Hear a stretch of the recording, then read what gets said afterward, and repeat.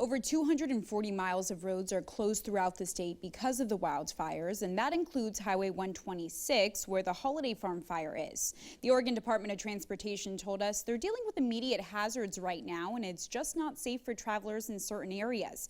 But even still, there have been lines of cars full of residents eager to check on their homes. And KEZI 9 News reporter Julian Minenzone explains everything you need to know before you hit a roadblock. If it was my house that was burned up, I'd want to know. I'd want to see if there's any valuables left. I'd want to see, but the houses that are down to foundations, it's, again, we're going to do whatever we can to get you in to see if there's something that you can salvage. Many people are anxious to see if their homes survive the Holiday Farm fire. McKenzie Fire and Rescue Chief Darren Busich understands their frustrations. There's a lot of areas that did receive zero fire damage, and every day the team's got to make a decision what they're going to do. When residents stop at the roadblocks, they must show ID to prove that you live in a safe area.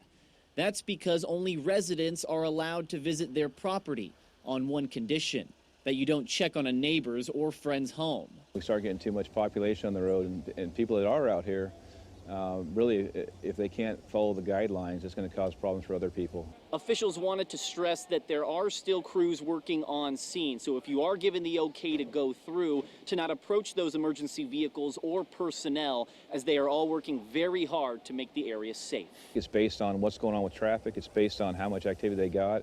They are trying as hard as they can to get people back. One Blue River resident says he was relieved to hear his home survived and hopes others are able to get some clarity too. It's sad, you know, they're my neighbors, and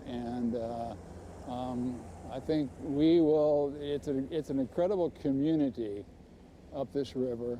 It's a privilege and an honor to be part of that community, and so I think we'll pull together. We'll help each other. The road is only open from 9 a.m. to 7 p.m. Officials say they've been getting many calls from people who work graveyard shifts who aren't able to make that time slot. Officials say that if you can't shelter in place during the overnight hours, you are encouraged to make other plans as the roads can be very dangerous at night.